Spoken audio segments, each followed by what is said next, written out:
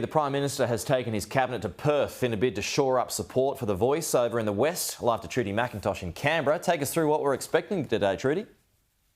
Well, Pete, the Prime Minister is going to chair this cabinet meeting later today over in Perth, but this does provide him an opportunity and that of his senior ministers to get out there, hit the ground in Perth and try and convince undecided voters. We know the latest polling shows that WA, one of two states that is currently on track to vote no at the upcoming Voice to Parliament referendum. Foreign Minister Penny Wong is going to be on the streets of Perth this morning handing out yes flyers alongside her predecessor, the former Liberal Foreign Minister in Julie Bishop. So they're trying to capitalise on Julie Bishop's personal popularity over in the West. It certainly puts her as odds as a former Liberal with what we're going to see from Peter Dutton, who's a very strong opponent of the Voice to Parliament. The Prime Minister was up in the Pilbara. He was alongside the heads of Rio Tinto there, one of the big miners on board for this. The Yes campaign, though, its strategy is to try and mobilise people power here. It's going to have an army of volunteers, over 27,000, we're told, across the country, to have conversations with the more than 4 million undecided voters. The Australian today has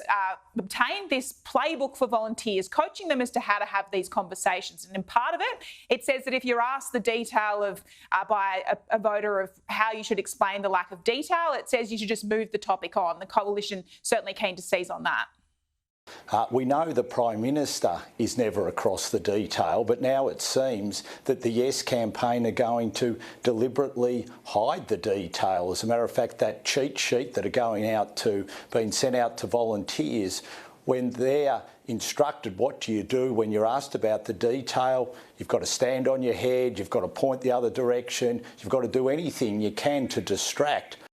I still think very much that Australians want to see this change. It will be a great unifying moment for our nation if this referendum can pass, just as the apology to the stolen generation was back in 2008, and we're going to work each and every day to try and see that moment occur.